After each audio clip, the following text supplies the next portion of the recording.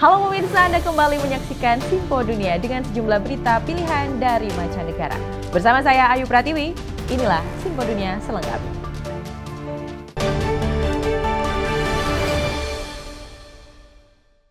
Kita awali dengan informasi pertama pemirsa. Tahun ini Indonesia dan Amerika Serikat merayakan 75 tahun hubungan diplomatiknya. Meski dukungan Amerika Serikat bagi kemerdekaan Indonesia telah dimulai sebelumnya, namun pengakuan penuh baru dilakukan pada akhir 1949. Wow Indonesia. 75 tahun hubungan diplomatik Indonesia dengan Amerika Serikat diperingati lewat acara Wow Indonesia di pusat ibu kota Washington DC dekat gedung Capitol. 4 blok ruas jalan di Pennsylvania Avenue ditutup untuk kegiatan ini, yang akhirnya dihadiri ribuan diaspora Indonesia, selain juga warga Amerika umumnya.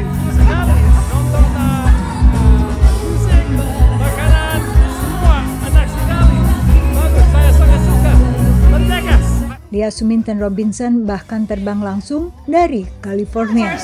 Terbang tadi jam 7:30 landing di DCA. Menurut kuasa usaha KBRI, inilah kesempatan warga ibu kota Amerika Serikat dan turis yang datang menikmati yang terbaik dari Indonesia tanpa membawa paspor. Kita pikir yang datang ya mungkin jumlahnya nggak begitu banyak banget gitu lah. Tapi ternyata pas 11-12 jam 1 makin banyak. Jadi perkiraan kita yang tadinya mungkin 30.000 ini kayaknya bisa lebih gitu ya. Hadir dan sempat tampil menari adalah Claire Selgin-Wolfoit, antropolog dengan spesialisasi Indonesia, yang menjadi istri Duta Besar Amerika Serikat ke Indonesia Paul Wolfoit tahun 1980-an. I would love for people to know how diverse is Indonesia, just like America.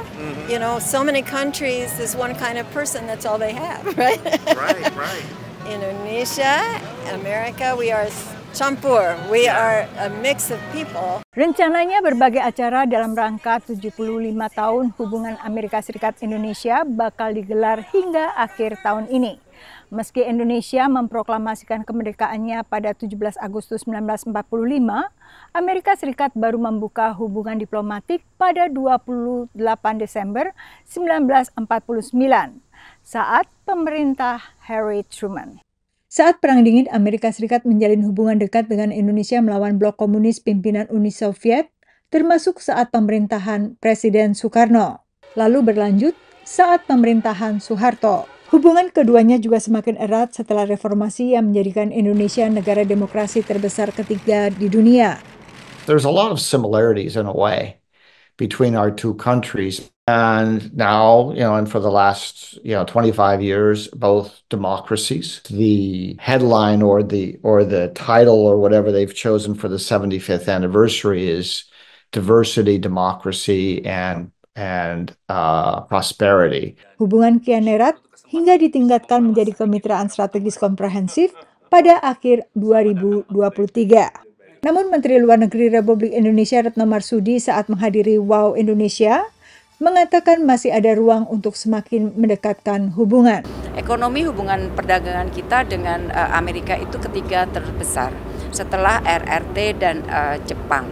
Sebenarnya sudah banyak, cuman kalau dilihat dari potensinya masih sangat bisa dinaikkan. Kedepannya Menteri Luar Negeri melihat kerjasama lebih erat dalam transisi ke ekonomi dan energi terbarukan. Dari Washington DC, Yuni Salim, Rifan Dwi Astono, Eva Mazriafa, Alam Burhanan, dan tim VOA. Pemerintah Amerika Serikat dan aliansi negara barat menuduh perusahaan Tiongkok melakukan jual rugi untuk menekan harga kobalt yang ditambang di Republik Demokratik Kongo. Analis menilai tuduhan ini adalah akibat meningkatnya persaingan Tiongkok dan juga barat. Juni lalu, Jose Fernandez, perwakilan pemerintah Amerika untuk Kemitraan Keamanan Mineral atau MSP, yakni aliansi yang mayoritas terdiri atas negara-negara barat, mengatakan perusahaan tambang Tiongkok CMOC menerapkan harga predator atau jual rugi untuk menekan harga kobalt yang diekstraksi dari Republik Demokratik Kongo. Taktik jual rugi ini ilegal di sejumlah negara dan kadang dipakai untuk menyingkirkan persaingan dan membangun monopoli. Dalam tanggapan tertulis kepada VOA, CMOC mengatakan mereka dengan tegas menyangkal tuduhan itu dan bahwa putaran fluktuasi harga mereka masih dalam kisaran normal dan merupakan cerminan sebenarnya dari penawaran dan permintaan pasar. MSP mengatakan tujuan mereka adalah untuk menghapuskan praktek jual rugi dan mereformasi industri pertambangan dunia di mana eksploitasi terhadap pekerja dan institusi di negara-negara berkembang biasa terjadi. Jose mengatakan mineral Afrika seperti kobalt sangat penting bagi transisi dunia menuju energi hijau dan dalam menghadapi perubahan iklim. Para analis mengatakan Amerika Serikat, Uni Eropa, dan negara-negara MSP lainnya juga bertujuan mengambil kendali atas sumber daya strategis dari Tiongkok seiring dengan meningkatnya persaingan Beijing dengan Barat. Tapi Jose membantahnya.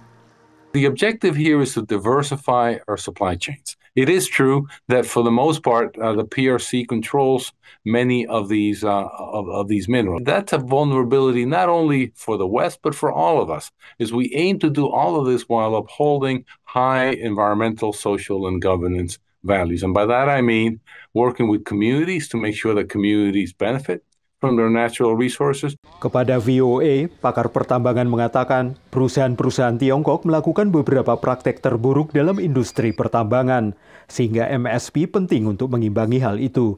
It's an important reaction to counteract those that do not have the same scruples. But what happens is you've got a lot of private Chinese investors in Africa, and who are no longer even being reined in by their government in their country, and their behavior can be the most shocking.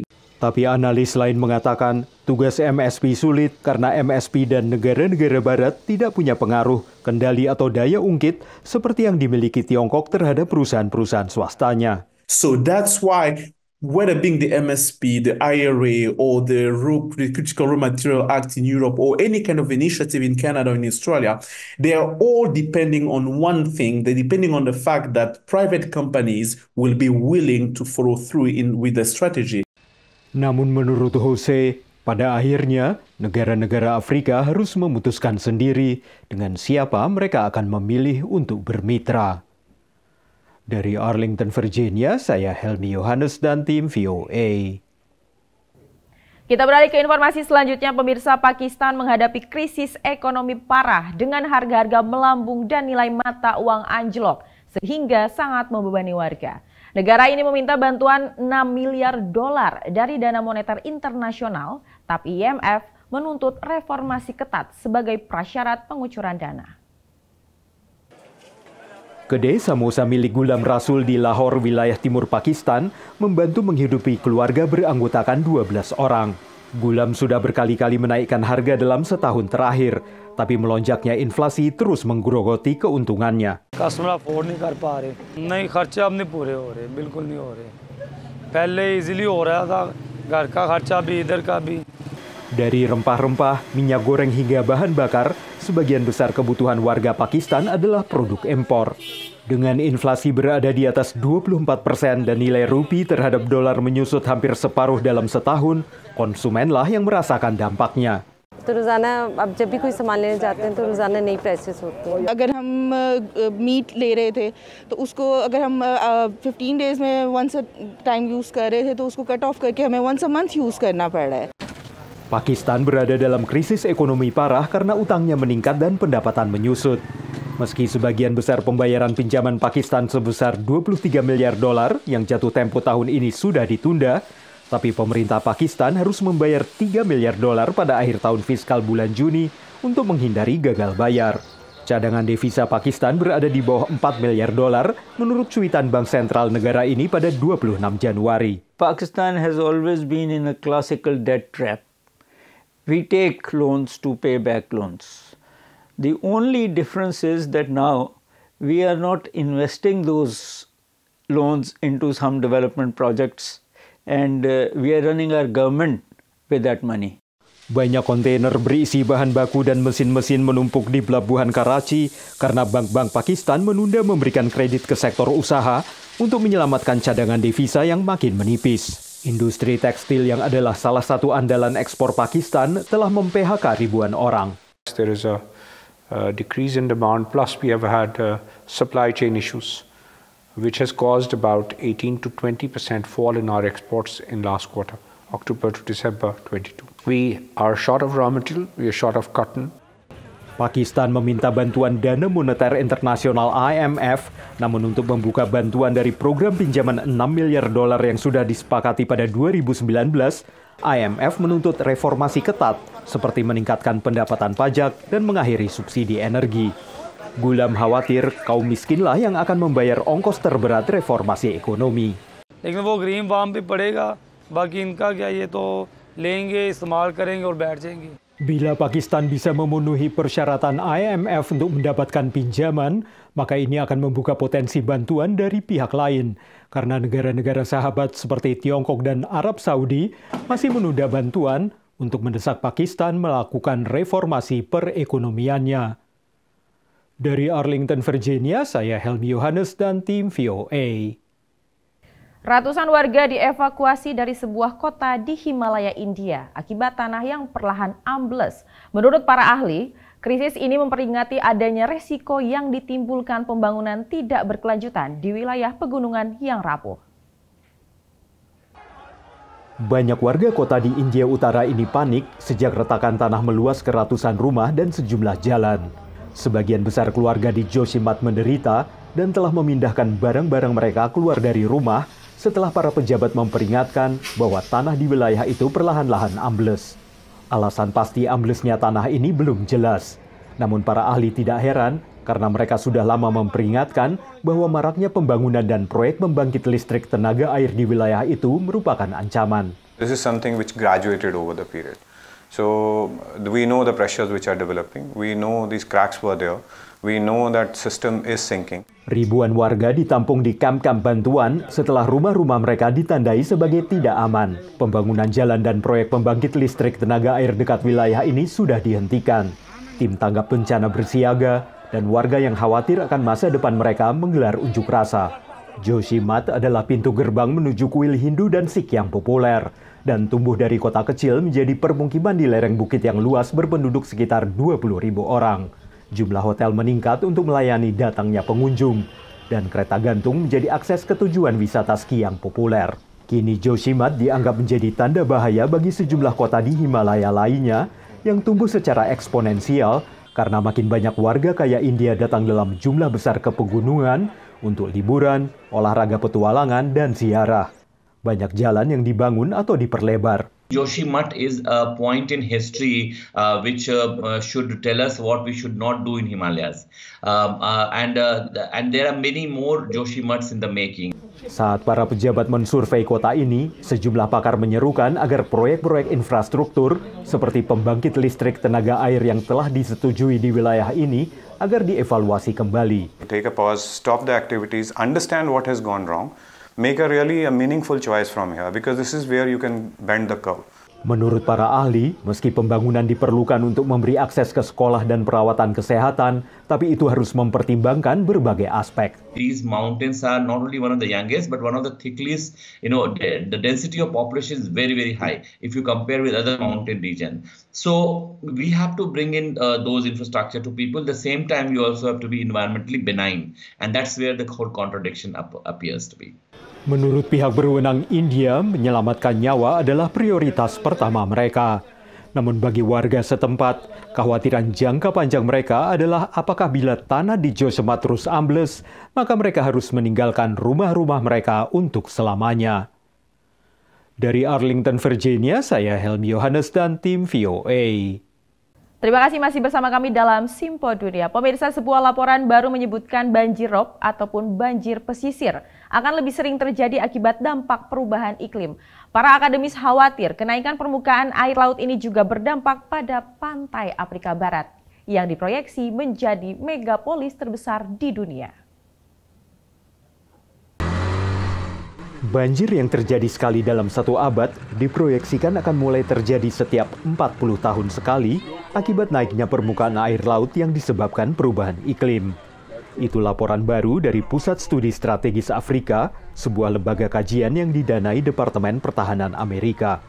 Menurut para ahli, gangguan terhadap kota-kota pesisir dan pelabuhan Afrika akan berdampak buruk pada pertumbuhan ekonomi.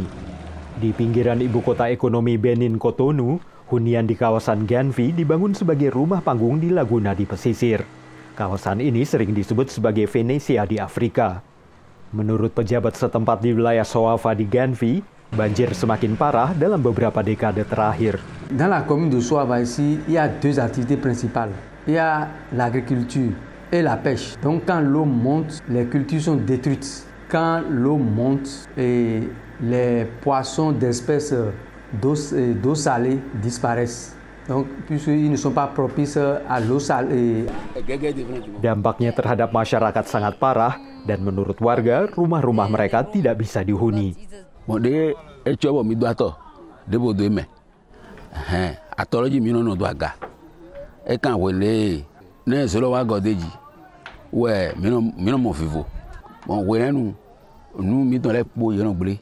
Menurut Andre, ia mengenal para orang tua yang anak-anaknya tenggelam saat banjir.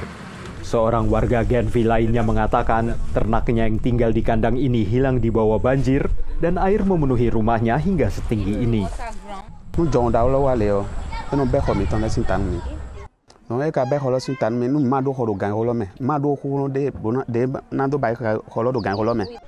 Masyarakat di pesisir, di sekitar muara dan laguna di pesisir seperti Genvi akan menjadi yang pertama menanggung dampaknya.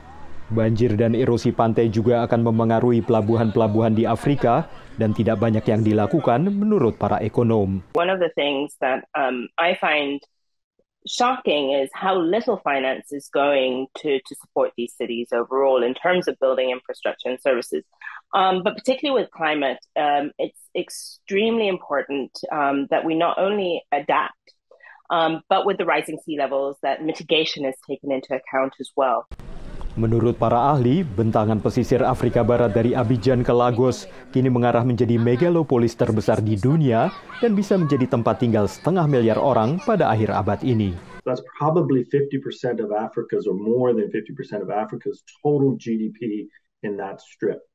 So if it develops well, it could really anchor the continent, it could anchor the globe in terms of heading into this sustainable development. Selain kawasan Genvi di Benin, kota Lagos di Nigeria dan ibu kota Ghana, Accra, juga mengalami banjir besar pada tahun 2022 yang baru lalu. Dari Arlington, Virginia, saya Helmi Yohanes dan tim VOA. Kita beralih ke informasi selanjutnya, pemirsa. Pelaku industri kebugaran di Amerika Serikat berupaya menggunakan teknologi untuk menjaga kesehatan fisik dan juga mental. Berikut informasinya. Lebih bugar dan sehat mental menjadi harapan banyak orang memasuki tahun baru. Menurut seorang psikolog yang memfokuskan pada optimalisasi hidup pasiennya, banyak faktor bisa membantu. Customized food programs are very important for us now. Having in urban cities the ability to walk outside so that we're becoming more healthy and decreasing the stigma and taboo of mental health is really important. And finally, tech has become very important, so prevalent that telemedicine is something that 75% of us would like to continue doing. Kawasan Studio City di kota Los Angeles, negara bagian California, kini menjadi salah satu pusat kesehatan mental dan fisik yang memanfaatkan berbagai jenis teknologi. Kunci pemanfaatan teknologi untuk memperbaiki kualitas hidup adalah bahwa beda orang beda pula keperluan masing-masing. We specialize in bioindividuality. So we do biomarker testing to evaluate genetic dispositions, food sensitivities, hormone imbalances, and we have the greatest technologies in the world under one roof, things such as IV therapy, hormone optimization programs, ozone therapy, and cryotherapy even. Selain di LA, pusat kesehatan Next Health juga ada di kota New York dan Maui di Kepulauan Hawaii. Tadinya pelaku industri kesehatan hanya terfokus pada yang disebut sebagai fitness atau kebugaran, yang terfokus hanya pada kesehatan fisik saja. Tapi belakangan semuanya ini kemudian dimasukkan ke dalam wellness atau kesehatan yang mencakup juga faktor emosional dan kesehatan mental. Pandemi COVID ikut memicu perubahan ini. The pandemic has accelerated this. People are waking up to the fact that they're not well and they need means to help them to be well. So we now need to meet people where they are and provide them with the education and the resources in order to be able to do that. Tapi manfaat berbagai inovasi terbaru bakal terasa bahkan setelah pandemi. Because we've only been in this world for 3 years, not 50 years of experience. These circumstances that we're living in at this point have only been going on for a short amount of time. You cannot look at the housing prices, your stock market. You need to look at your dog, your children, your spouse to be able to be centered and balanced. Konsultan McKinsey memperkirakan nilai total industri wellness di seluruh dunia mencapai $1,5 triliun dan industri ini tumbuh 5 hingga 10% setahunnya. Dari Washington DC, Nova Purwadi dan tim VOA. Pemirsa, bayangkan jika anjing dan kucing kita bisa berkomunikasi dan kemudian bisa menyampaikan emosi ataupun meminta sesuatu dengan menggunakan kata-kata. Kini semua bisa dilakukan berkat sebuah inovasi yang seketika populer di Amerika Serikat. Benarkah alat ini ampuh membuat hubungan pemilik dan hewan peliharaan semakin erat? Berikut informasinya. Go, let's go play. Let's go play, go girl. Sebagai pelatih anjing, Morgan Crook mahir berkomunikasi dengan hewan peliharaan. Good girl, catch. Yeah. Ia biasanya tahu apa yang diinginkan binatang dengan membaca gerak-gerik tubuh mereka. More pets. Tapi menurutnya sekarang interaksinya bisa jadi lebih kuat berkat sederetan tombol rekaman kata-kata ini yang bisa ditekan sendiri oleh hewan peliharaan. Wet food. I started off a skeptic. I knew that they could request outside or specific toys. Frisbee. Oh. Play. Frisbee play. But the level of clarity that they're able to give you via the buttons is just unparalleled. And there are things that I've learned, even as someone who has worked professionally with animals for 16 years, that I would not have known otherwise. Beep. Sistem yang digunakan Morgan adalah Fluent Pet yang bisa merekam suara kita. Ball. Ball. Pet. Kibble training. Alat ini sangat berguna terutama bagi hewan dengan disabilitas seperti Jasper yang buta. Kibble. Having the buttons and a voice when she doesn't have her eyesight to navigate by has really enriched her life in ways that I could have never anticipated. I think a lot of people just really want to connect with the animals they share their lives with. Bunny. Help. So thanks to buttons, we're seeing people report behaviors and interactions with their dog or their cat that, to me, as someone who has a background in cognitive science, I find totally astonishing. Perusahaan ini juga merilis aplikasi Fluent Pet, di mana pemilik hewan bisa mengumpulkan data dan memantau apa yang telah dipelajari anjing atau kucingnya. So I've been logging Jasper's data for close to 2 years. I'm able to see what her most pressed buttons are. Federico Rosano, profesor ilmu kognitif di University of California, San Diego, melakukan penelitian tentang penggunaan tombol oleh pemilik dan hewan peliharaan. Just like any tool, not everybody needs to use it or learn how to use it, but for some people, for some animals, this could be useful. Meski begitu, sistem seperti ini bisa berpotensi besar untuk temuan berikutnya dalam interaksi antara manusia dengan hewan. Okay, let's go. Yes, Dari Glen Allen, Virginia, VOA.